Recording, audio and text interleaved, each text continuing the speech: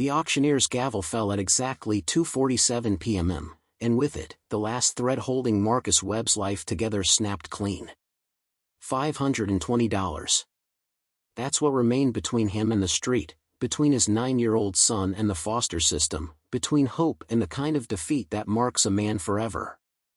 The old Cooperage building stood before him now like a monument to better times, 3 stories of weathered brick and broken windows, its wooden sign barely legible, Hartwell Sons Barrel Works, EST 1889.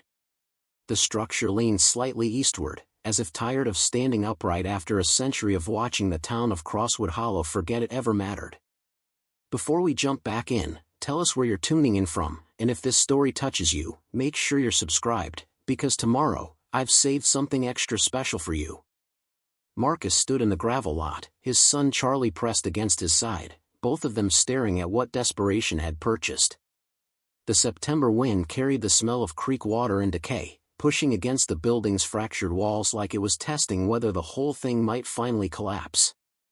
Around them, the other auction attendees, developers in pressed khakis, antique dealers with practiced smirks, climbed into their vehicles and drove away, leaving nothing but dust and the echo of opportunities they'd deemed worthless. "Dad, it looks like a haunted castle," Charlie said, his voice carrying that peculiar mix of fear and excitement only children can manage. His backpack, stuffed with everything they'd managed to salvage from their apartment before the eviction crew arrived, hung off one thin shoulder.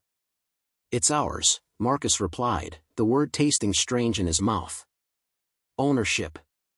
He hadn't owned anything substantial since the divorce, since the layoffs at the factory, since the medical bills from Charlie's emergency appendectomy had eaten through what little savings remained.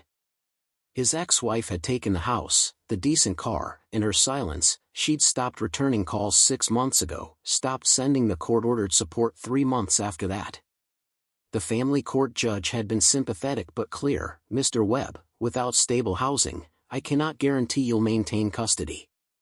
That threat had driven him here, to a county tax auction in a town 40 miles from anywhere he'd ever called home, bidding on a property every reasonable person had avoided. The listing had been brutally honest: structural concerns, environmental hazards possible, sold as is with no inspections, no warranties, no utilities. But it had 4 walls and a roof, mostly, and the starting bid was low enough that Marcus had allowed himself to imagine a future beyond next week. The deputy sheriff who'd overseen the auction approached with a manila envelope. "Mr. Webb, here's your deed and the keys we found. Building's been vacant since 2008, though some folks say old Hartwell's grandson was living there right up until he died. Never could prove it." He glanced at the Cooperage with the wary look of someone who'd responded to calls there. "You got a kid with you. You know the place ain't exactly safe, right?" "We'll manage," Marcus said, accepting the envelope. Inside were 3 iron keys on a rust-spotted ring and a document that declared him owner of 2.3 acres, the Cooperage structure, and associated outbuildings. It felt heavier than it should. The deputy nodded slowly. "Well, good luck to you. Water's been shut off for years, and the power company won't reconnect without a full inspection and probably a rewire. There's a hand pump behind the building that might still work." He paused. "And Mr. Webb? Folks in town got stories about that place. Old Hartwell was what you might call eccentric. Built his fortune on whiskey barrels during Prohibition, supplied half the speakeasies from here to Chicago. After repeal, he got stranger. Paranoid. Talked about people trying to steal from him, government men watching his every move." Marcus had heard versions of this from the auction clerk. Eugene Hartwell had been a barrel-making genius who'd turned legitimate after Prohibition ended, but the money and secrecy had changed him. He'd died in 1974, leaving the business to a son who'd run it into bankruptcy by the 80s. The property had changed hands twice since, sitting empty each time, accumulating debts until the county seized it. "Thanks for the warning," Marcus said, though warnings were luxuries for people with options. Preparing and narrating this story took us a lot of time, so if you are enjoying it, subscribe to our channel, it means a lot to us. Now back to the story. After the deputy left, Marcus and Charlie approached the building's main entrance, a heavy wooden door reinforced with iron straps, its surface carved with intricate geometric patterns that must have taken weeks to complete. The largest of the 3 keys turned in the lock with surprising ease, as if the mechanism had been maintained far more recently than the building's exterior suggested. The door groaned inward, revealing a cavernous space that stretched back into shadow. Late afternoon light filtered through gaps in the boarded windows, creating columns of dusty illumination that revealed the skeleton of what had once been a thriving business. The main floor was dominated by massive wooden beams supporting the ceiling, with rusted metal tracks running along the floor where barrel hoops had been rolled between workstations. Against the far wall stood a line of ancient tools, adzes, spoke shaves, crowses, hanging on pegs like relics in a museum dedicated to forgotten crafts. "Whoa," Charlie breathed, his earlier fear replaced by wonder. He moved toward a workbench where a half-finished barrel sat, its staves still held in place by temporary hoops, as if the craftsman had simply stepped away for lunch and never returned. Marcus followed more cautiously, his eyes adjusting to the dim interior. The air smelled of old wood, rust, and something else, something sweet and complex, like the ghost of whiskey that had soaked into the floorboards over decades. Wooden stairs at the back of the space led upward to what he assumed were the second and third floors. To the right, a smaller door marked office hung slightly ajar. "Stay close to me," Marcus instructed, testing his weight on the wooden floorboards. They creaked but held. The building was in better condition than its exterior suggested, or perhaps it was simply that Cooperages were built to last, constructed by men who understood that wood, properly treated and joined, could outlive stone. They explored the ground floor first. The office contained a desk buried under yellowed papers, filing cabinets with drawers that stuck, and a safe built into the wall, closed and locked, naturally. The papers appeared to be order forms and invoices dating from the 1960s and 70s, documenting sales to distilleries Marcus had never heard of, some of them ordering hundreds of barrels at a time. Through another door, they found what must have been the Cooperage's steam room, where barrel staves were bent into shape. The equipment remained intact, a massive iron boiler connected to a series of pipes and a bending apparatus that looked like it belonged in a medieval torture chamber. Everything was coated in a thick layer of dust and spider webs, untouched for decades. The second floor revealed living quarters, a surprise that explained the deputy's comment about Hartwell's grandson staying there. Someone had converted the upper level into a makeshift apartment, complete with a small kitchen area, a bathroom with ancient fixtures, and 2 rooms furnished with basic furniture, a metal bed frame, a wardrobe, a table and 2 chairs. The mattress was missing, and water stains marked the ceiling in several places, but the space was fundamentally sound. "Can this be my room?" Charlie asked, peering into the smaller of the 2 rooms. A window facing east would catch morning light once they removed the boards covering it. "Yeah, bud. We'll clean it up together," Marcus said, though he had no idea where to start or how they'd afford the supplies needed to make this place habitable. His checking account contained exactly $37.16. He had maybe 2 weeks of work lined up doing equipment repair for a dairy farmer 30 miles away, but after that, nothing certain.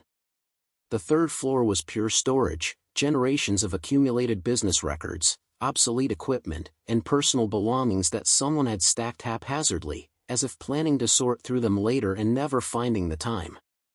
Marcus and Charlie spent an hour exploring, finding everything from leather-bound ledgers recording transactions from the 1920s to a collection of photographs showing the cooperage in its prime, surrounded by mountains of barrel staves and populated by workers in aprons and caps.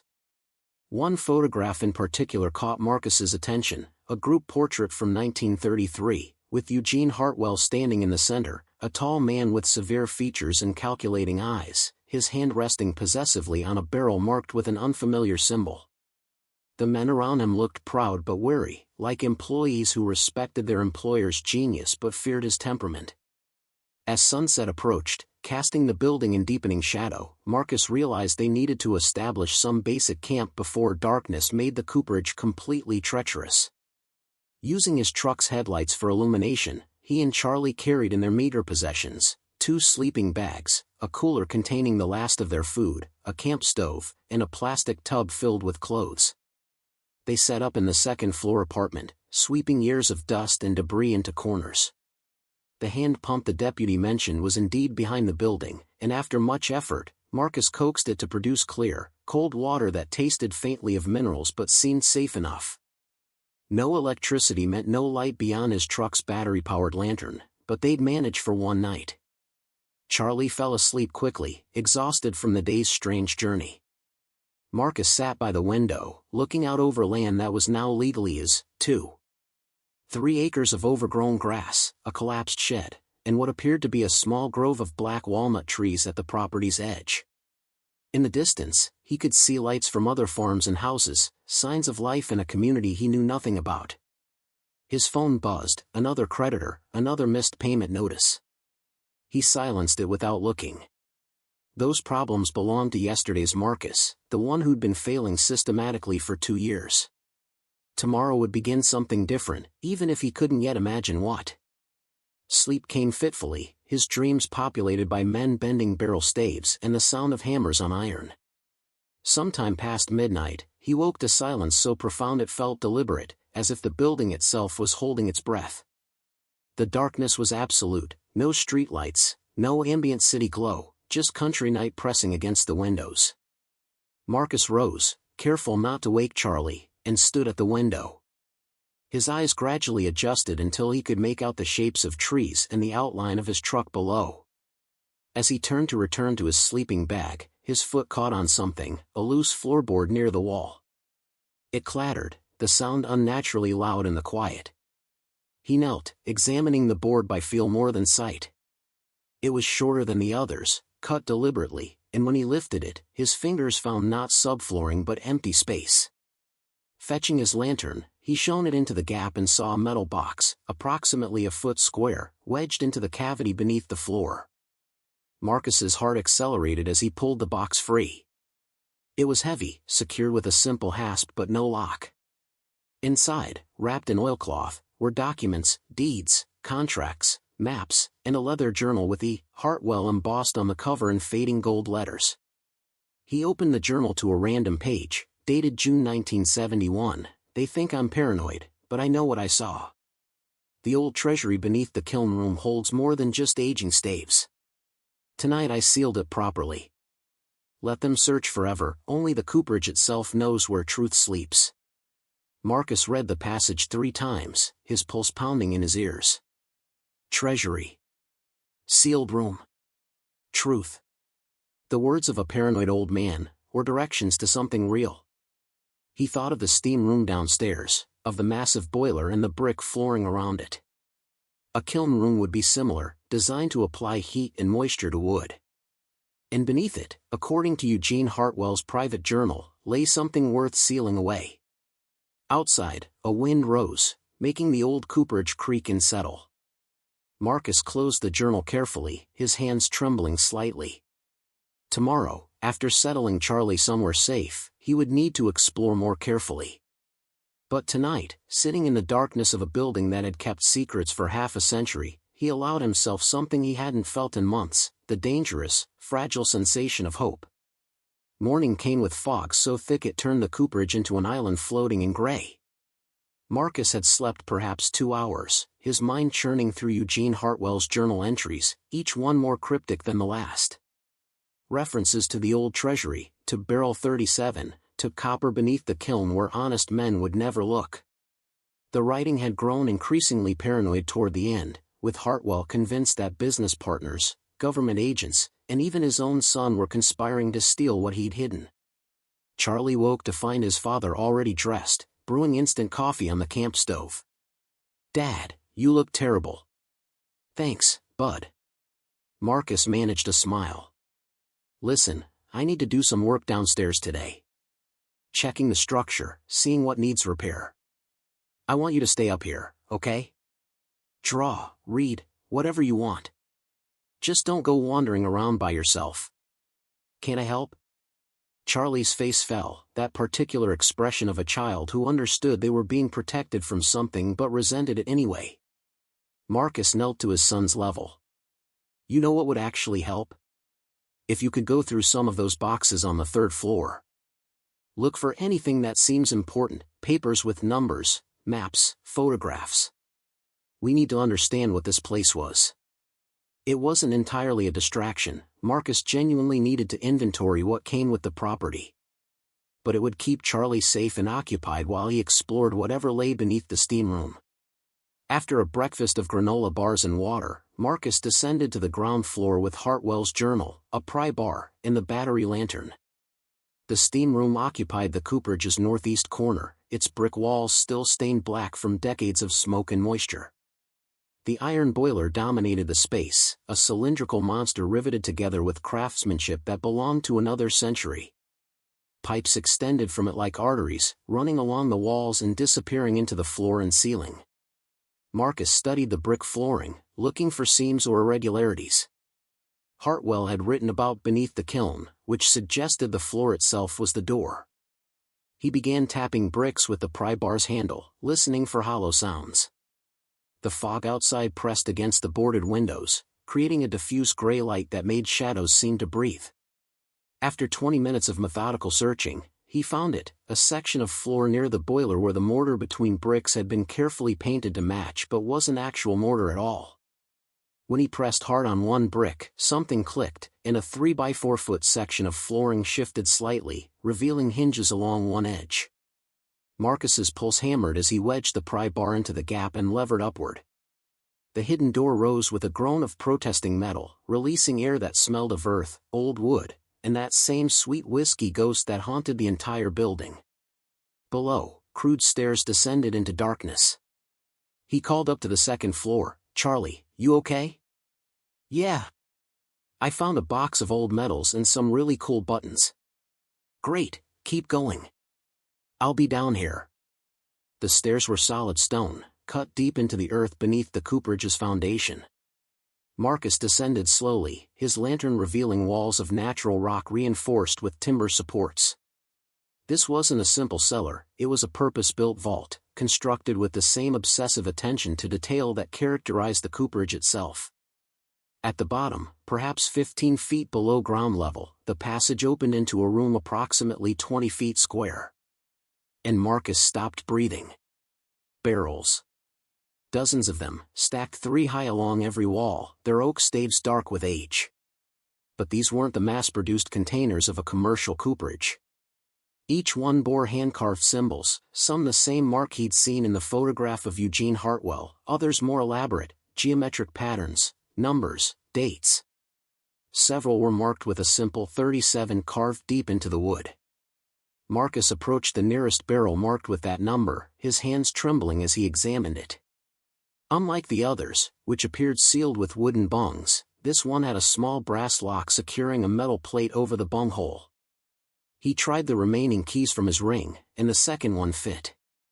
The lock opened. He removed the plate and, using the claw of his pry bar, carefully extracted the bung. The smell that emerged was complex and intoxicating: vanilla, caramel, charred oak, and beneath it all, the sharp clarity of aged spirits. Marcus shone his light into the opening and saw liquid, amber-colored and still, perhaps 2/3 filling the barrel. But floating on the surface was something wrapped in waxed canvas. He reached in carefully, his arm submerged to the elbow in what had to be decades-old whiskey, and retrieved the package. Inside the canvas was another oilskin pouch, and inside that, bundled stacks of currency. Old bills, their designs unfamiliar, some bearing dates from the 1920s and 30s. Marcus counted with shaking hands: $50 bills, $100 bills, even some $500 certificates he'd only seen in history books. Thousands of dollars, preserved perfectly in their waterproof wrapping, floating in a barrel of illegal Prohibition whiskey. But that was only barrel 37. The room contained at least 40 more. Marcus sat heavily on the stone floor, his mind struggling to process the implications. Eugene Hartwell hadn't just supplied barrels to bootleggers, he'd been one of them, storing the evidence of his illegal fortune in the one place no one would think to look, inside the very barrels that were his legitimate business. And when Prohibition ended, he'd simply sealed the room and left his past underground, quite literally. A sound from above froze Marcus in place. Not Charlie's footsteps, but something heavier, more deliberate. Adult footsteps crossing the Cooperage's ground floor. "Hello," a man's voice called. "Anyone here?" Saw the truck outside. Marcus quickly replaced the canvas bundle in barrel 37, resealed it, and moved toward the stairs.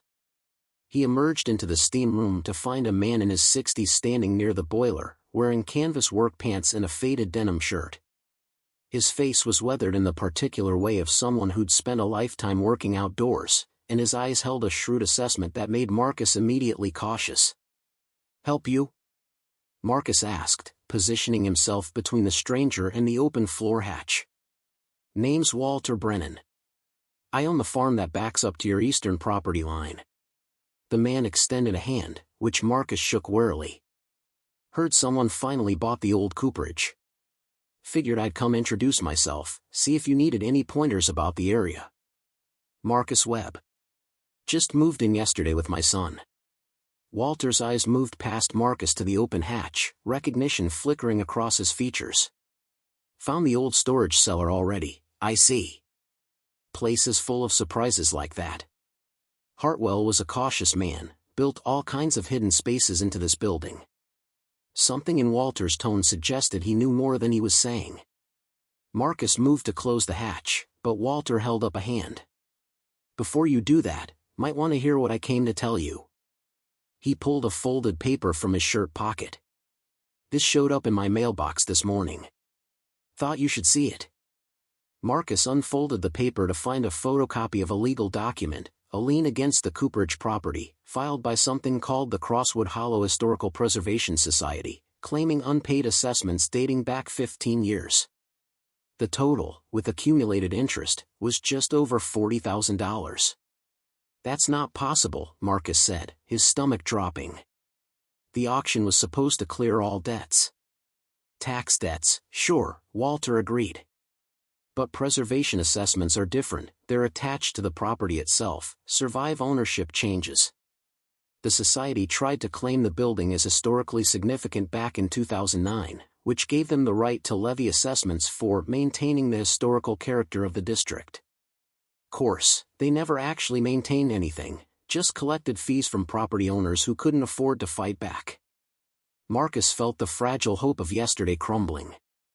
"So I owe $40,000 I don't have for a building I bought for $520. That's about the size of it." Walter's expression held sympathy but something else too, calculation. "Unless you find a way to pay it within 60 days, they can force another auction. And I guarantee the society's president, Douglas Hartwell, will be the winning bidder." "Hartwell?" Marcus's head snapped up. "As in, Eugene's grandson. Same one who lived here before the county seized it. He's wanted this property back for years, but never had the cash to buy it outright. So he and his cronies set up this preservation society scam, waited for someone desperate enough to buy at auction, then hit them with the lien. You're the fourth owner in 10 years they've done this to." The room seemed to tilt. Marcus steadied himself against the boiler, understanding now why the property had been so cheap, why no one else had bid. "Why are you telling me this?" Walter was quiet for a long moment, his eyes moving from Marcus to the open hatch and back. "My granddaddy worked for Eugene Hartwell back in the 30s. Learned coopering from the old man himself. And he told me stories before he died, stories about what Hartwell really did during Prohibition, about money he hid away that no one ever found." He paused. "Stories about a room beneath the steam house filled with more than just empty barrels." Marcus said nothing, his mind racing. This man knew, or at least suspected. The question was what he intended to do with that knowledge. "Now, I'm a simple man," Walter continued. "Farm corn and soybeans, mind my own business. But I hate seeing bullies win, and Douglas Hartwell is the worst kind, the kind who destroys property and history just to claim something his family lost through their own failures." He met Marcus's eyes directly. "If there was something down there that could help you keep this place, keep it out of Douglas's hands, I'd say that's justice, not theft. Old Eugene hid his fortune to protect it from the government. Seems fitting it should protect his property from his thieving grandson. The moral calculus was dizzying. The money, if all the barrels contained currency like 37 did, would easily cover the lien and fund the repairs the Cooperage needed. But it was Prohibition-era money, possibly illegal to possess, definitely belonging to an estate that had gone through multiple ownership transfers. Using it could bring legal consequences Marcus couldn't afford. "I don't know what you're talking about," Marcus said carefully. Walter smiled slightly. "Course you don't. I'm just a neighbor offering friendly advice. Whatever you found down there, if anything, best keep it to yourself. Don't go depositing old money at banks where questions get asked. There's people who deal in collectible currency, estate sales, that sort of thing. Quiet transactions, cash for old bills, no paperwork." He pulled out a business card, setting it on the workbench. "My nephew runs an antique business in the city. Discreet, fair prices, doesn't ask questions he doesn't need answers to." Before Marcus could respond, Charlie's voice called from above, "Dad. There's a man here who says he owns the building." Both men moved quickly toward the main floor. A BMW sedan now sat beside Marcus's truck, and a man in expensive casual wear, pressed khakis and a polo shirt that probably cost more than Marcus's entire wardrobe, was attempting to open the Cooperage's main door. "Can I help you?" Marcus called, emerging into the foggy morning. The man turned, his face arranged in an expression of practiced authority. He was perhaps 50, with thinning hair and the soft build of someone whose hardest work involved office chairs. "I'm Douglas Hartwell. This is my family's property, and I'm here to inform you that your purchase was made under false pretenses. There are significant liens attached to this building that, I'm aware of." "The Preservation Society lien," Marcus interrupted. "Neighbor just brought me up to speed." Douglas's eyes flicked to Walter, who had emerged behind Marcus, and his expression soured. "Mr. Brennan. Still spreading lies about legitimate historical preservation efforts, I see." "Just welcoming new neighbors," Walter replied mildly. "Making sure they understand the situation." Douglas turned back to Marcus. "The situation, Mr. Webb, is that you cannot afford to maintain a historically significant property. The responsible thing would be to sell it to someone who can properly preserve and restore it. I'm prepared to offer you $7,000, a substantial profit on your $520 investment." Marcus looked at the Cooperage, seeing it properly for the first time in daylight. Yes, it was weathered and worn. Yes, it needed work. But the bones were sound, built by craftsmen who understood that quality transcended fashion. And beneath it, literally beneath his feet, lay the resources to keep it. "Not interested," Marcus said. Douglas's friendly mask slipped. "You don't understand what you're dealing with. This building requires constant maintenance, specialized expertise. The preservation assessments alone will bankrupt you within months. And if you fail to pay, the property will be auctioned again, and I guarantee I'll be the only bidder." "Maybe," Marcus acknowledged. "Or maybe I'll find a way to pay what's owed and keep what's mine." "With what?" Douglas laughed sharply. "You drove here in a 15-year-old truck held together with rust. Your son's wearing second-hand clothes. You're one missed meal from destitute, and you think you can maintain a property of this significance?" The words hit like physical blows because they were true. But they also crystallized something in Marcus, a fury at being dismissed, at being told he wasn't worthy of what he'd legally purchased, at the assumption that poverty meant powerlessness. "Get off my property," Marcus said quietly. Douglas's face flushed. "You'll regret this. That preservation lien comes due in 60 days, and when you can't pay, I'll take this building for pennies. Everything inside it, every bit of history, will belong to me. Just like it should have all along." 60 days then," Marcus said. "Now leave." After Douglas's BMW disappeared down the gravel drive, Walter clapped Marcus on the shoulder. "Well, you've made an enemy. But you've also got a friend, if you need one." He nodded toward the Cooperage. "Whatever you decide to do, do it carefully. And remember, sometimes the best way to honor the past is to make sure it serves the future." After Walter left, Marcus stood alone in the fog, feeling the weight of impossible decisions settling on his shoulders. Charlie emerged from the building, and Marcus saw his son properly, 9 years old, too thin, wearing shoes with cardboard tucked inside to cover the holes in the soles. A child who deserved better than a father barely holding on. "Dad?" Charlie's voice was small. "Are we going to have to leave again?" Marcus knelt, pulling his son close. "No. This is ours. And we're going to keep it." The promise felt like leaping off a cliff, but as he held Charlie and stared at the old Cooperage emerging from the fog, Marcus understood that Walter was right. Sometimes history had to serve the living. Eugene Hartwell had hidden his fortune to protect it. Now that fortune would protect his life's work from a grandson who'd squandered his inheritance. That afternoon, while Charlie napped upstairs, Marcus returned to the underground room. He opened every barrel marked with Hartwell's special symbol, finding currency in 23 of them, tens of thousands of dollars in old bills, carefully preserved. The other barrels held something equally valuable, aged whiskey that had been sitting in oak for 90 years, developing complexity and character that modern distillers would kill to replicate. Marcus sat among the barrels, doing calculations on the back of an envelope.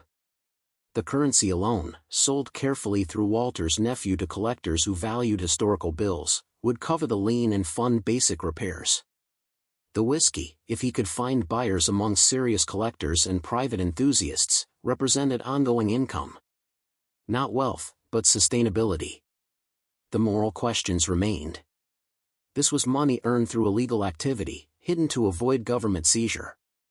But it was also abandoned property in a building Marcus legally owned, and Eugene Hartwell had been dead 50 years. Whatever crimes he'd committed, whatever laws he'd broken, they'd died with him. More importantly, keeping this discovery meant security for Charlie. It meant staying out of the foster system, having a home, building something that might outlast Marcus's own failures. As sunset turned the Cooperage's windows into squares of amber light, Marcus made his choice. He would use what Hartwell had left behind, quietly and carefully, to preserve what the old barrel maker had built. It wasn't perfect justice, but it was survival. And sometimes, in the hard country where legacy was written in soil and secrets, survival was its own form of righteousness. He climbed back upstairs to find Charlie awake, staring out the window at the property that was becoming home. "Dad, look," his son said, pointing to where the fog was finally lifting. "You can see forever from here." Marcus joined him, seeing the land stretch away, fields and trees and earth that had witnessed a century of human struggle. The Cooperage had stood through Prohibition, Depression, wars, and economic collapse. It had kept Hartwell's secrets for decades, waiting. "Yeah, Bud," Marcus said, resting a hand on Charlie's shoulder. "We can see forever." The first transaction happened on a Tuesday morning in a coffee shop 40 miles from Crosswood Hollow. Walter's nephew, a soft-spoken man named Thomas who ran an estate liquidation business, examined the bills Marcus had brought with clinical detachment. His hands, protected by white cotton gloves, moved across the currency with practiced efficiency. "Most of these are common enough," Thomas said quietly, arranging the bills into categories. "But these," he indicated several $100 certificates from 1928, "these are what we call high-grade survivors. Uncirculated condition, consecutive serial numbers. Collectors pay premium for sets like this." He calculated quickly on a tablet. "I can offer $18,000 for the lot. Cash, today, no paperwork." Marcus had expected perhaps 12. His hands trembled slightly as he accepted the envelope Thomas produced, filled with modern hundreds that felt almost fictional in their cleanness. Prohibition money transformed into utility payments, food, hope. Over the next 3 weeks, Marcus made 4 more trips to meet Thomas in various locations, each time converting pieces of Eugene Hartwell's hidden fortune into usable currency. He learned to be patient, selling in small batches that wouldn't attract attention, accepting Thomas's fair but careful prices. By mid-October, he'd liquidated enough to cover the Preservation Society lien with money left over for materials. The whiskey presented a different challenge. Thomas connected him with a collector in Chicago who specialized in pre-Prohibition spirits, a man who asked no questions about provenance but whose eyes lit up when Marcus described barrels that had been aging since the 1930s. They agreed to a careful sampling process. Marcus would extract small bottles from selected barrels, and if the quality matched his hopes, they'd discuss purchasing entire casks. The first sample, drawn from a barrel marked 1933, proved extraordinary. The collector sent a 3-word text message after tasting it: "This is immortal." But Marcus resisted the urge to sell quickly. The whiskey represented long-term security, something he could draw on gradually rather than depleting all at once. He sealed most of the barrels back in their underground room and installed a proper lock on the hidden hatch, creating a literal and metaphorical foundation beneath his new life. The cooperage itself demanded attention. Marcus hired local contractors for work beyond his skills: electrical rewiring, roof repairs, foundation reinforcement, but tackled everything else himself. He spent October's cool mornings stripping decades of grime from the main floor's oak beams, revealing wood that glowed honey gold in the light. Afternoons were devoted to replacing broken windows, repairing the steam room's brickwork, and slowly converting the second-floor apartment into a proper home. Charlie became his constant companion in the work. The boy proved surprisingly capable, learning to measure twice and cut once, to respect old wood and sharp tools, to find satisfaction in transforming neglect into purpose. They worked mostly in comfortable silence, the kind that grows between people who understand each other's presence is enough.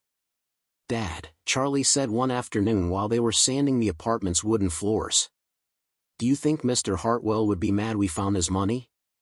Marcus paused, considering the question seriously. "I think Mr. Hartwell hid that money because he was afraid of losing everything he'd built. Now it's helping us keep his building standing. Maybe that's what he would have wanted. But his grandson wants it too." "His grandson wants to tear it down and build condos," Marcus replied, which was true. He'd learned Douglas's actual plans from the local hardware store owner, who remembered when the cooperage had employed half the town. "We're keeping it alive.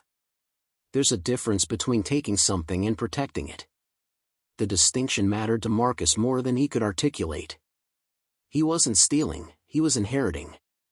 Not through blood, but through the simple fact of showing up, of seeing value where others saw only decay, of being willing to do the work that preservation demanded. News of the cooperage's restoration spread through Crosswood Hollow with the speed of all small-town gossip. People began stopping by, some curious, some helpful, some carrying pieces of the building's history. An elderly woman brought photographs of her father working there in the 1950s, carefully posing beside towers of finished barrels. A retired craftsman offered to teach Marcus traditional coopering techniques, showing him how Eugene Hartwell would have shaped staves and set hoops using tools that hadn't changed in centuries. "Your boy's got good hands for this," the old craftsman, whose name was Samuel, told Marcus one Saturday afternoon. He was teaching Charlie to use a drawknife, shaping a piece of oak with long, smooth strokes. "This trade died in most places, but there's distilleries starting to want handmade barrels again. They say it changes how the whiskey tastes, having wood shaped by human attention instead of machines." Marcus watched his son work, seeing concentration replace the fearful uncertainty that had haunted Charlie's eyes for months. The boy was gaining weight, color returning to his cheeks, sleeping through nights without the nightmares that had plagued him in their apartment. The land was healing him in ways Marcus's love alone couldn't. The Preservation Society lien came due on November 15th. Marcus drove to the county courthouse that morning with a certified check for $41,200, the full amount plus accumulated interest. The clerk who processed the payment looked surprised, then impressed. "Heard you were fixing up the old cooperage," she said, stamping the release documents. "My grandmother used to say that building had good bones. Nice to see someone proving her right." Douglas Hartwell materialized in the courthouse lobby as Marcus was leaving, his expression hovering between disbelief and fury. "Where did you get that kind of money?" "I worked for it," Marcus said simply, which was true enough. Hauling 40 barrels up narrow stone stairs, cataloging and photographing each one, making careful contact with buyers, that was work, even if its origins were unconventional. "You're lying. Nobody comes from nothing to $40,000 in 6 weeks without something illegal." Marcus met his eyes steadily. The Cooperage is mine, legally and fully. The lien is paid. If you have actual evidence of wrongdoing, I suggest you contact the sheriff. Otherwise, stay off my property. He walked past Douglas into autumn sunshine that felt like absolution. The building was his, not through exploitation or inheritance or luck, but through seeing what others had missed and having the courage to claim it. The money was clean now, transformed through legitimate sales into something that served life instead of hiding from it. But Douglas wasn't finished. 2 days later, a county inspector appeared at the Cooperage, claiming anonymous reports of building code violations. Marcus, who'd been expecting something like this, was ready. Every repair had been permitted and documented. The inspector, a fair-minded man who'd grown up in Crosswood Hollow, conducted a thorough review and found nothing actionable.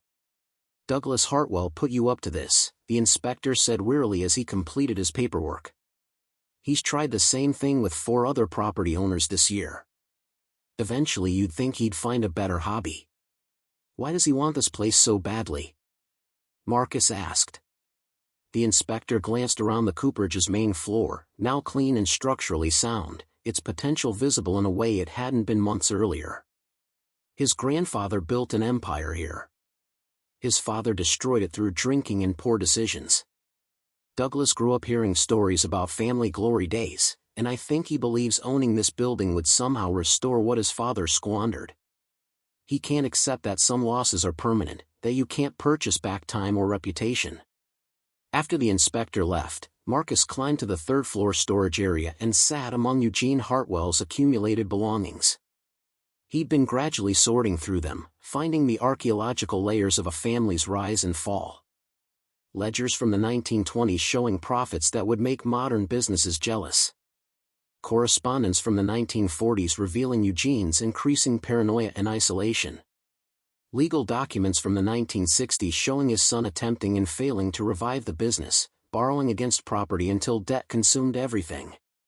In a wooden box tucked behind obsolete equipment, Marcus found something that shifted his understanding. Letters, dozens of them, from Eugene to his son spanning 20 years. They told a story of a father trying desperately to connect with a child he'd neglected while building his fortune, offering advice that came too late, wealth that arrived after love had died. The son had apparently saved every letter but never responded. "I know I wasn't the father you deserved," one letter read, dated 1969. "I chose barrels and money over baseball games and bedtime stories. I told myself I was building security for you, but I was really building walls. The Cooperage is yours if you want it, son, but what you really needed was time I can never give back." Marcus thought of Charlie, of all the hours they'd spent together these past months, and felt gratitude so sharp it was almost painful. His failures, the financial collapse, the lost job, the eviction, had forced him into work that involved his son, into a life where they built things together instead of passing like strangers in an apartment neither called home. That evening, Marcus did something he'd been avoiding. He called his ex-wife, Lisa, for the first time in 8 months. She answered with cautious surprise. "Marcus? Is everything okay? Is Charlie's fine. Better than fine, actually." He told her about the Cooperage, about their life in Crosswood Hollow, about watching their son learn craftsmanship from patient old men who remembered when quality mattered more than speed. He didn't mention the money or its origins, some truths were better left unspoken. Lisa was quiet for a long moment. "You sound different. More solid, somehow." "I found something worth keeping," Marcus said, gazing out at the property where frost was beginning to silver the grass. "I won't fail him again, Lisa. I know I failed you, failed us, but I won't fail him." "I know," she said softly. "I can hear it in your voice. When things settle, maybe I could visit. See this place you're building?" After the call, Marcus sat in the darkness of the apartment that was becoming home, feeling pieces of himself that had been scattered beginning to coalesce. The Cooperage wasn't just shelter, it was proof that he could be trusted with something valuable, that his judgment could be sound, that his hands could create rather than just hold on. Winter arrived with the particular intensity of rural flatlands, wind cutting across fields with nothing to slow it but the Cooperage's solid walls. Marcus and Charlie celebrated Thanksgiving with Walter Brennan and his family, learning that small-town generosity ran deeper than city neighborliness. They spent December insulating the second floor properly, installing a wood stove that Samuel helped them position in the old stone fireplace, creating warmth that felt earned rather than simply purchased. Christmas morning found them in a building transformed. The main floor, cleared and cleaned, glowed with the character of old wood and honest construction. Marcus had set up a small tree near the office door, decorated with ornaments Charlie had made from barrel hoops and scrap wood. Under it sat presents that weren't expensive but were chosen with care, books about coopering and woodworking, tools sized for Charlie's growing hands, materials for projects they could build together. "Dad," Charlie said, examining a hand plane Marcus had restored to working condition. "This is the best Christmas we've ever had." Marcus pulled his son close, understanding the truth in those words. Not because of the gifts or the building, but because they were together in a place that was theirs, doing work that mattered, building something that would outlast both of them. In January, Marcus made a decision about the whiskey. Rather than selling it all to collectors, he began researching the process of legally aging and bottling spirits. The laws were complex but navigable. With proper licensing, the Cooperage could produce limited edition whiskey from Eugene Hartwell's forgotten barrels, creating not just income but continuation of the building's original purpose. Samuel, when told of this plan, laughed with genuine delight. The old man would love that. He always said his barrels gave whiskey its soul. Now you're proving him right, 90 years later. By March, Marcus had filed the necessary paperwork and was in conversation with a small distillery willing to partner on the project. They would handle bottling and distribution while Marcus provided the aged spirits and the Cooperage's name and story. Hartwell's Legacy, they decided to call it, with labels featuring a photograph of Eugene Hartwell standing before the building in its prime.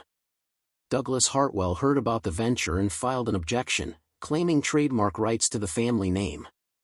But the county attorney, reviewing the history, found no basis for the claim. Eugene Hartwell had never trademarked anything, and Douglas had abandoned all connection to the Cooperage when he'd stopped paying its taxes. The legacy belonged to whoever was willing to honor it.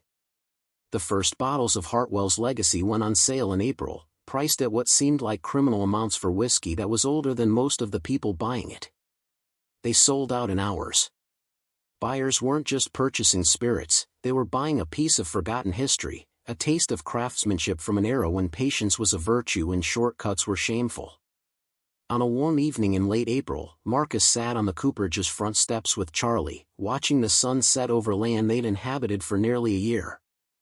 The building behind them was structurally sound, its purpose restored, its future secured through careful stewardship of what Eugene Hartwell had hidden away. "Think Mr. Hartwell knew someone would find his secret?" Charlie asked, throwing a ball for the dog they'd adopted from a local shelter, a shepherd mix who'd taken to property protection with cheerful dedication. "Maybe," Marcus said. "Or maybe he just hoped. Sometimes that's all you can do, put something valuable where it might be found by someone who'll appreciate it, and trust that the universe has better timing than you do." They'd planted a garden behind the building, following advice from Walter about soil and seasons. Now, in the uncertain space between winter and summer, green shoots were pushing through dark earth, promising sustenance and continuity. Charlie checked on them daily, measuring growth with the intensity only children bring to watching life emerge. The town of Crosswood Hollow had embraced them in the gradual way of rural communities, where acceptance arrives through accumulated small interactions rather than grand gestures.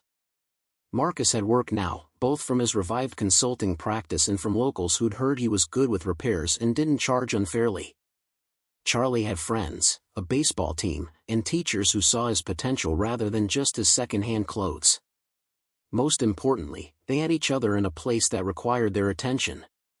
The Cooperage was never finished, there was always another project, another section needing restoration, another piece of history to uncover and preserve. But that was the point.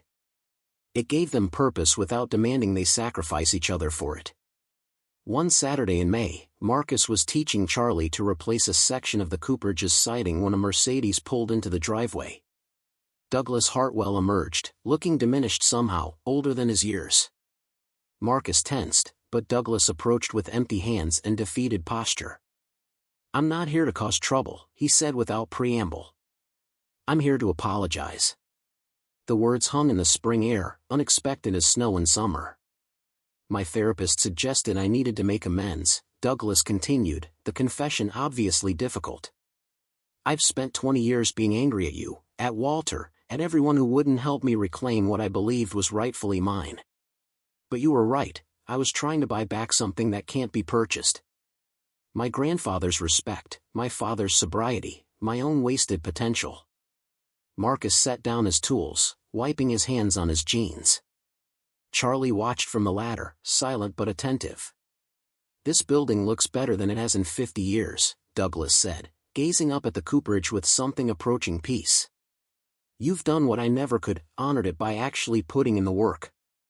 My grandfather would approve, even if I don't have the right to say so." "You could have done this," Marcus said carefully.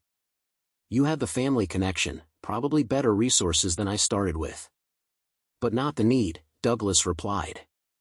"You saved this place because you had to, because it was your last option. I wanted it because I thought it would fix everything my family broke. Turns out you can't restore the past. You can only build something new with what remains." He turned to leave, then paused. "The whiskey bottles, they're quite good. My grandfather taught me to appreciate quality bourbon before my father drank away that education. I bought 3 bottles at auction. Paid more than I should have, but they're worth it. Not for the investment, but because they taste like the man I wish I'd known better." After Douglas drove away, Charlie climbed down from the ladder. "Are you going to be friends with him now?" Marcus considered the question. "Probably not friends. But maybe we don't have to be enemies. Sometimes that's enough." The Cooperage stood behind them, solid and purposeful, its bricks holding together through another generation of human drama. The building didn't care about bloodlines or inheritance disputes. It cared about being maintained, about serving its function, about lasting. And in lasting, it gave the people who tended it something to build their lives around.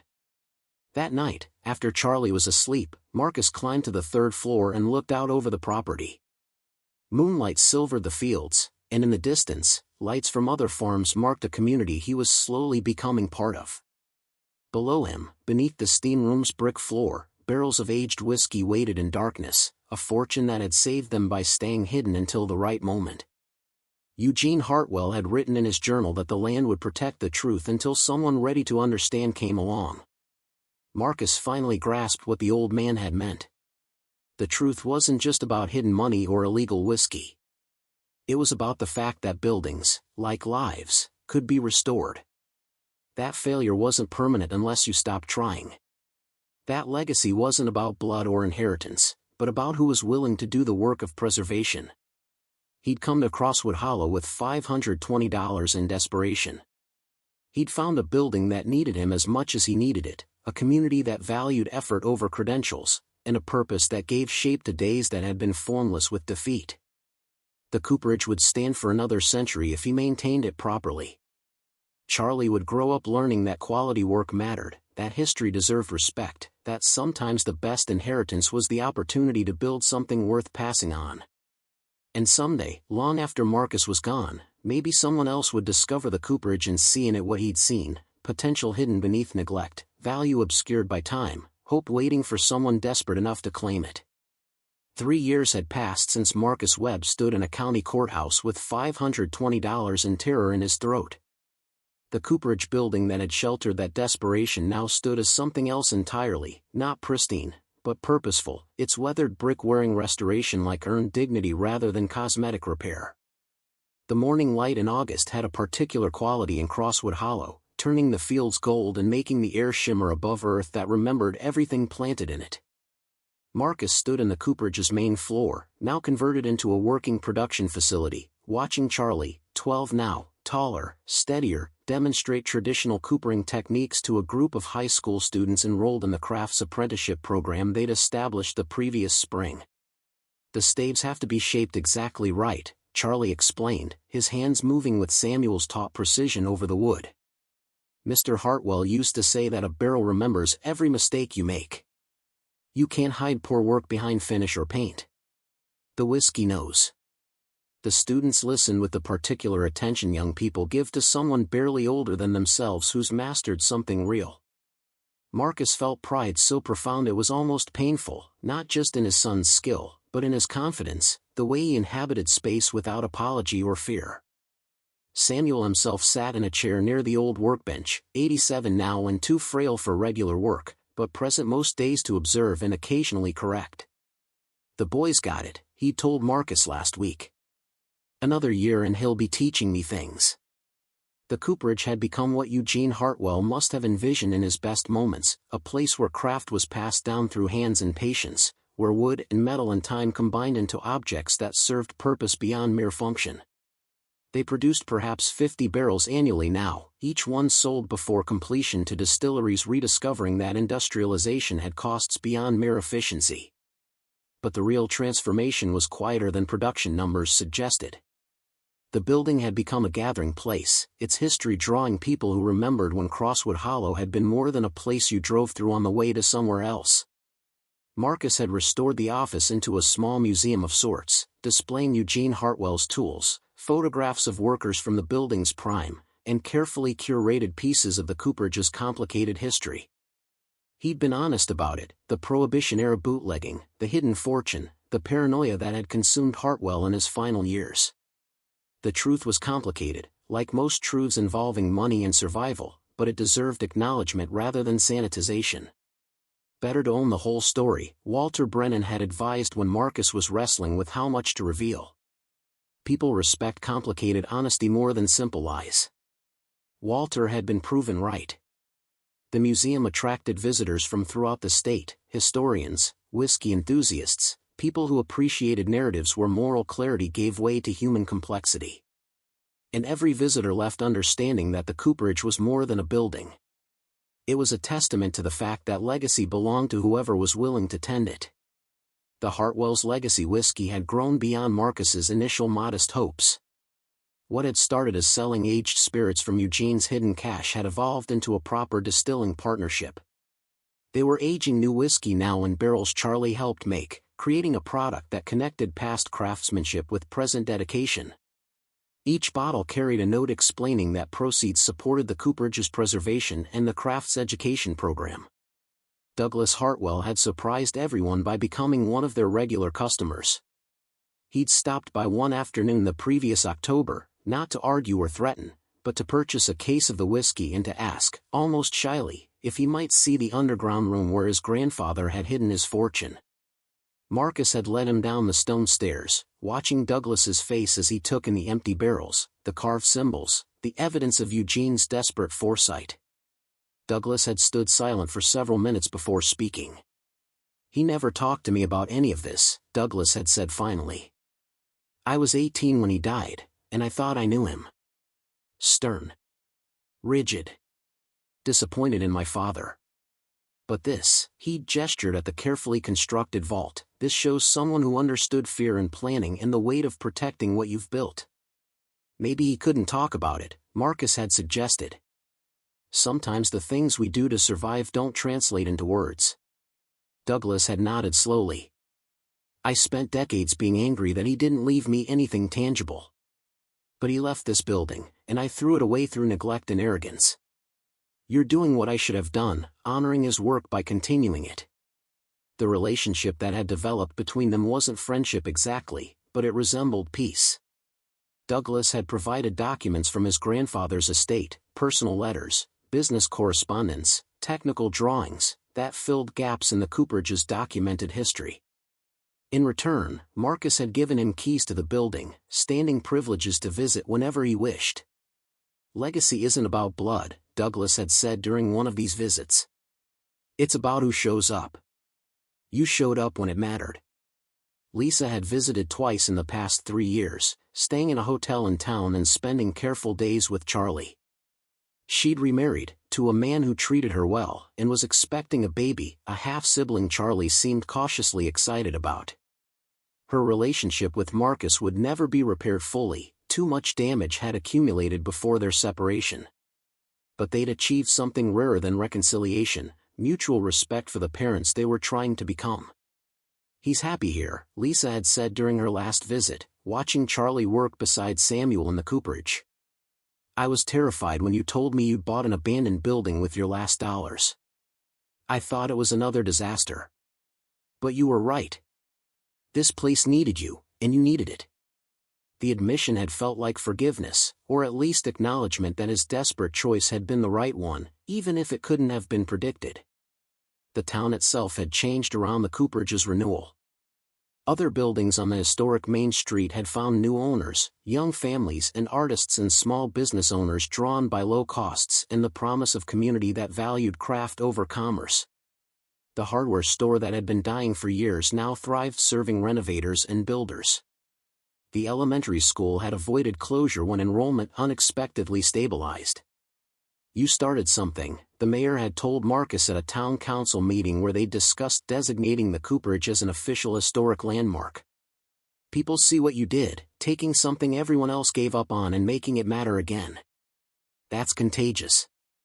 But Marcus knew the truth was more complicated.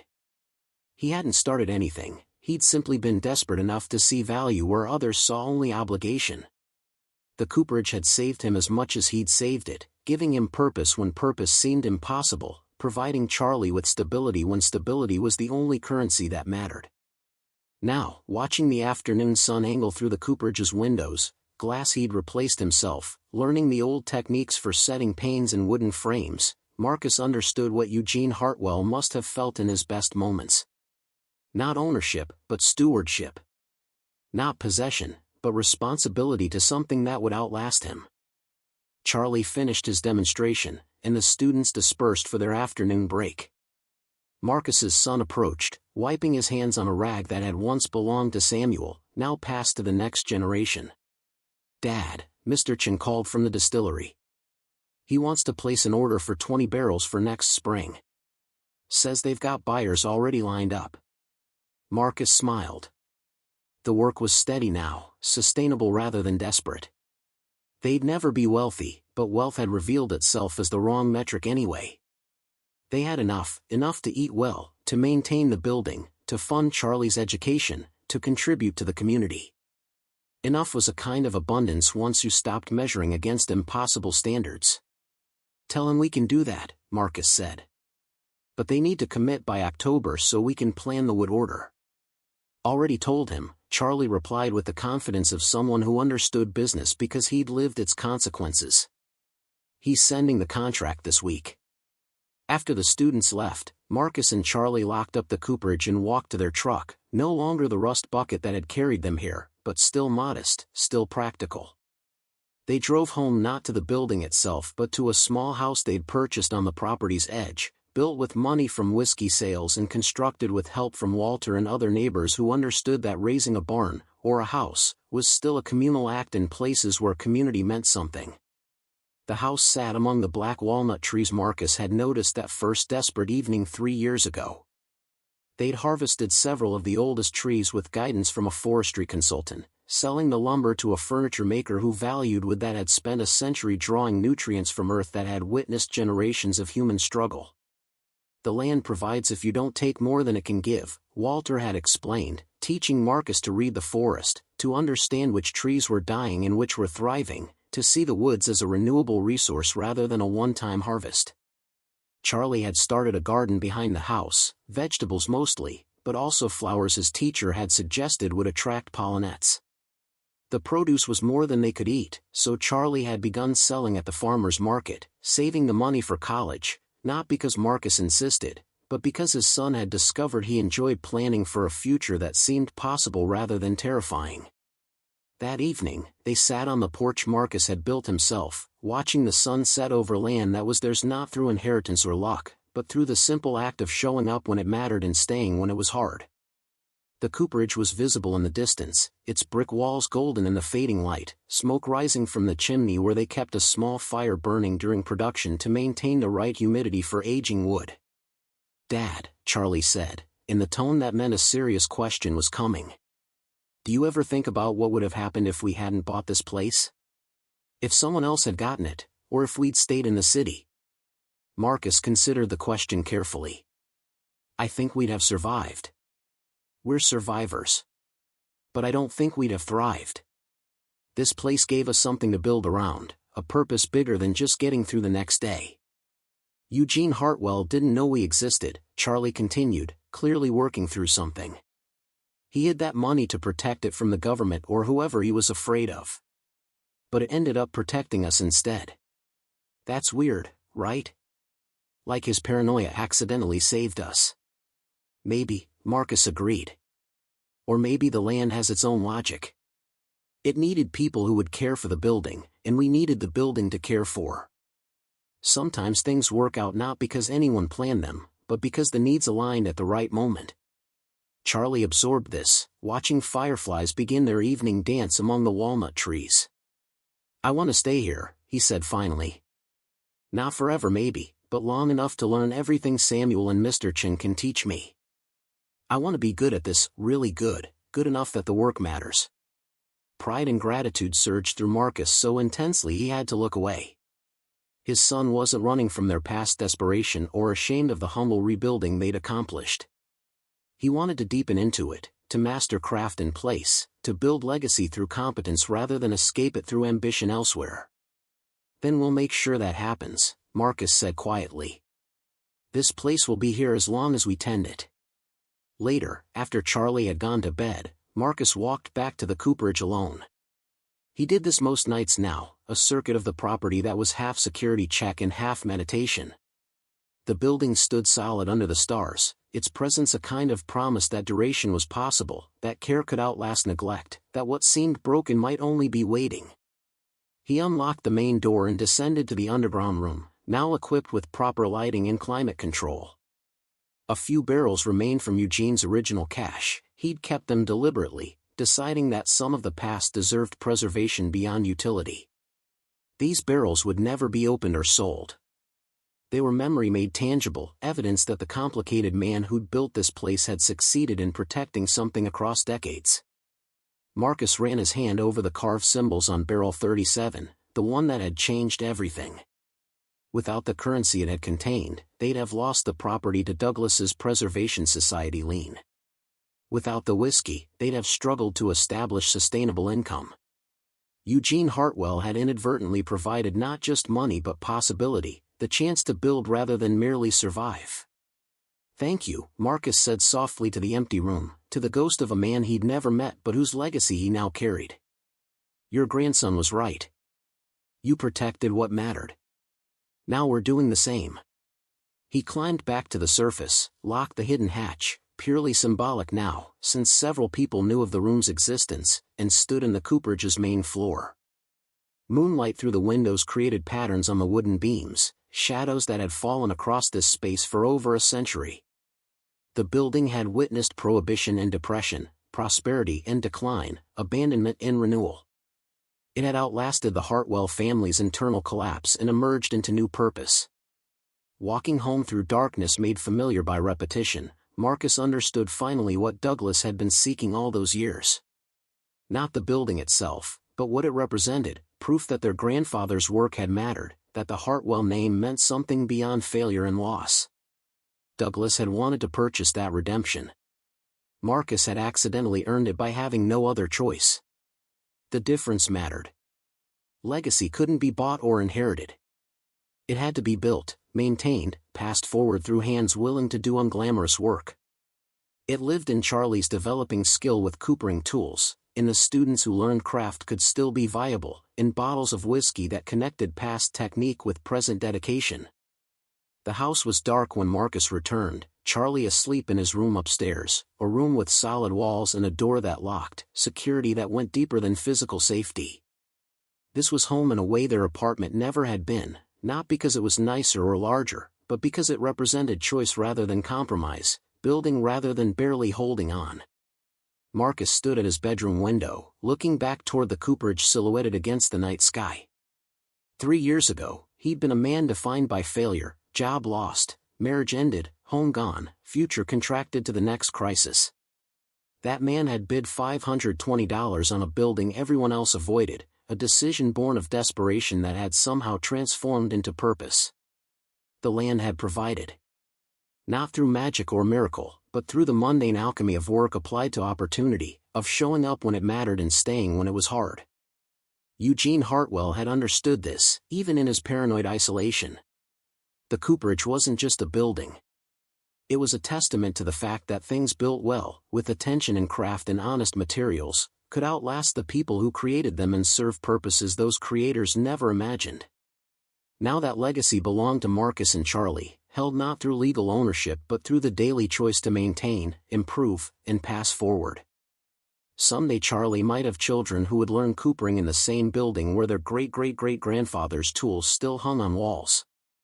Or perhaps the building would find new stewards, people drawn to it by need and circumstance, who would discover that the Cooperage gave back what you were willing to invest. Either way, the building would stand. The barrels would age whiskey that married wood and time into complexity no shortcut could achieve. The land would remember everything, the bootlegger who became paranoid, the desperate father who found salvation, the boy who learned that legacy was built rather than inherited. The stars turned overhead, indifferent and eternal, while beneath them the land breathed through seasons of planting and harvest, holding everything that had fallen into it, blood and sweat, hope and betrayal, the accumulated weight of human struggle against the patient fact of earth that outlasted all striving. Marcus turned from the window finally, ready for sleep, for tomorrow's work, for the quiet satisfaction of tending something that mattered. The Cooperage waited in the darkness, solid and purposeful, a structure built to last now fulfilling that promise through generations and circumstance its original builder could never have predicted. This was legacy, not perfect, not simple, but earned through the unglamorous work of showing up, staying present, and refusing to let valuable things die through neglect. The land had protected truth until someone ready to understand came along. Now Marcus protected the land, and the cycle continued, roots running deep into soil that remembered everything and forgave nothing but time and honest effort. Up next, you've got 2 more standout stories right on your screen. If this one hit the mark, you won't want to pass these up. Just click and check them out. And don't forget to subscribe and turn on the notification bell so you don't miss any upload from us.